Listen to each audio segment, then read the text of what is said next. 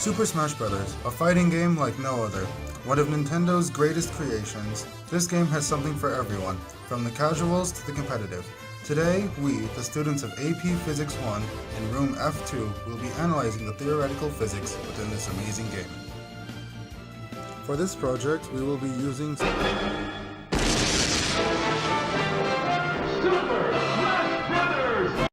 Wait, what the? No, we're not using Melee, we're using Smash 4. What do you... No. Sorry about the mix-up. That wasn't supposed to happen. Anyway, let's get back to the point. Super Smash Bros. Is a video game created and developed by Nintendo, where you and your opponent take control of different characters from various other games and use them to fight to the death. Pretty straightforward. Nothing new, right? No groundbreaking moral changes here. Maybe not, but Super Smash Bros. Is still an extremely unique game. First of all, you don't just hit your opponent until their health reaches 0 when they die. Every hit you land on them raises their percentage value. The higher the percentage, the farther your opponent flies after they are hit. The percentage is directly proportional to distance. The goal of the game is to launch your opponent so far off the screen that they hit what is called the blast zone and die. Another unique feature is how almost every single character in the game, 58 of them, has their own unique moveset of over 20 moves. You have your tilt, grab, and smash moves on the ground, aerials in the air, and specials wherever.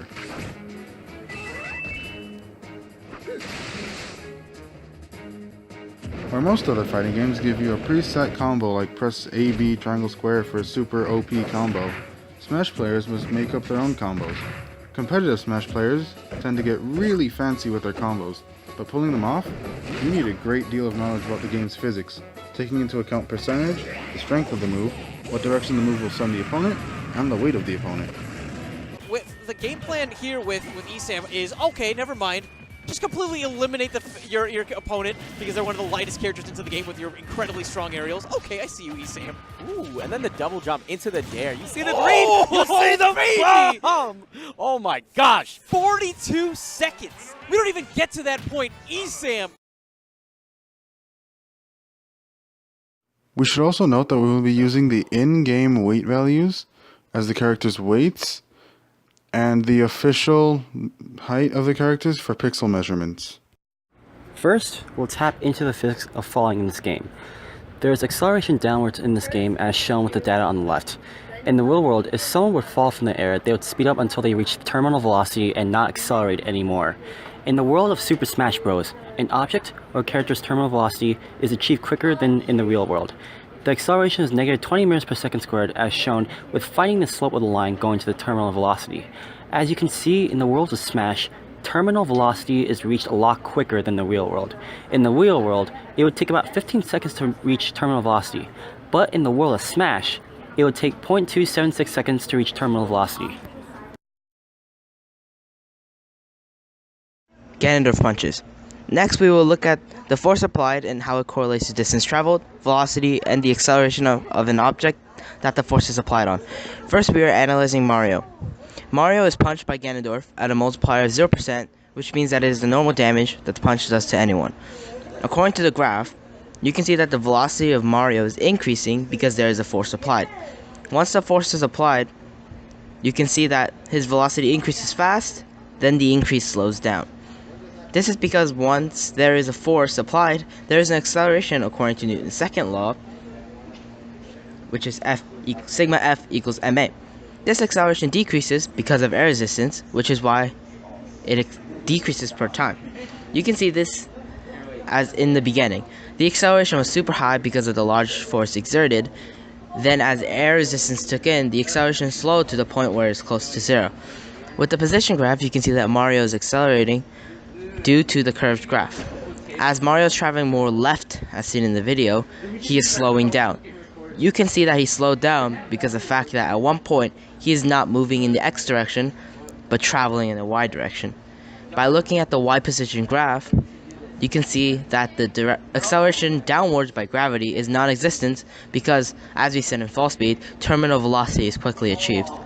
If we look at the momentum and kinetic energy graphs, you can also see the same thing as you see with the velocity, or that it is decreasing because of air resistance, and also that it increases later because of the force of gravity. Now let's look into wall collisions with the characters Bowser and Mario. All of the collisions that these two characters endure follow after being Ganondorf punched at 300%. For Bowser, if we look at his momentum versus time graph, we can see that the momentum is not conserved as he flies through the air while constantly colliding into walls throughout his flight. As Bowser keeps hitting these walls, he continuously transfers his kinetic energy into thermal energy through these collisions, explaining why the KE versus time graph shows his kinetic energy slowly decreasing over time. The fact that the kinetic energy decreases over time shows that the velocity must also decrease, since the mass is constant, meaning that Bowser's momentum must constantly change because of the change in speed. This is the same with Mario's collision. So let's look at uniform circular motion, specifically for a Kirby being backthrown by a Mario and another Mario being backthrown by that same Mario. To record the velocities that we got for our data, we simply found the velocity on the same point at different points of time as both Kirby and the second Mario were being spun around in circles before being launched in the air. Just from looking at the velocity and the acceleration graphs, we can tell that the circular motion that was made from spinning the Kirby and Mario in the throwing animation is not uniform at all. This is because in order for there to be uniform circular motion, the objects moving in a circle must spin around at a constant speed. The fact that the velocities at a certain point in different times are different and that acceleration is not zero shows that the circular motion is not uniform in terms of speed. Another way we can tell that the circular motion doesn't have constant velocity or speed is to look at the kinetic energy versus time graph of both characters. If Mario and Kirby are thrown around in uniform circular motion, then their kinetic energy versus time graphs would be a straight line, showing that velocity remains constant. However, since both of the characters' graphs go down, this proves that velocity does go down, meaning that the circular motion does not have constant speed.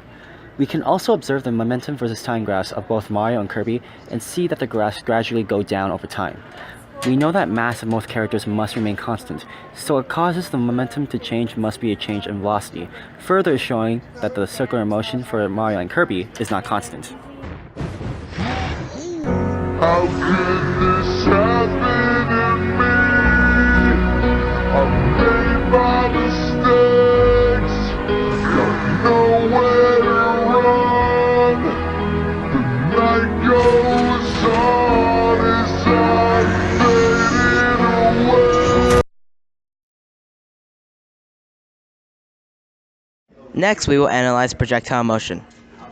For Link's partially charged arrows, let's analyze if they follow the fundamentals of projectiles in real life. Judging from that constant slope in the x position versus time graph for the partially charged arrow, we can tell that the arrow travels in a constant speed in a horizontal direction, just like any other projectile in real life. So the arrow follows the real-world physics of projectiles, at least in the horizontal direction.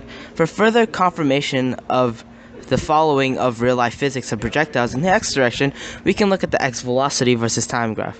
If we draw a best line of fit through the entire graph, we can visualize that the line will mostly be linear and straight, showing that the arrow mostly travels in a constant speed in the horizontal direction. Now for the vertical direction.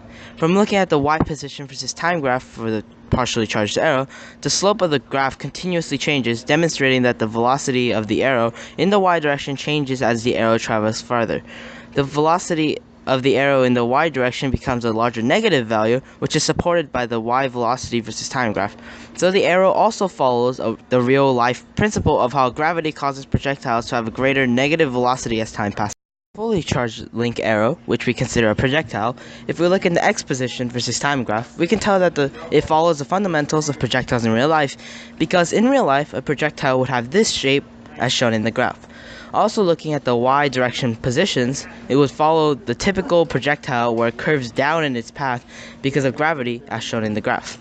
Moving on to the velocity, you can see that in the x direction, the velocity is constant throughout the flight of the arrow as shown in the x velocity versus time graph. This is just like a regular projectile because in the x direction there should be no acceleration, maybe just a slight deceleration because of air resistance. If you look at the y velocity versus time graph, you can see that it is just like a real projectile because the velocity increases as it goes down because of force of gravity that causes the acceleration. This demonstrates that it is just like a typical projectile because projectiles on Earth accelerate downwards because of the force of gravity that applies a downwards force or downwards acceleration, which is causing the arrow to speed up as it travels down. hi, hi, hi, hi, hi.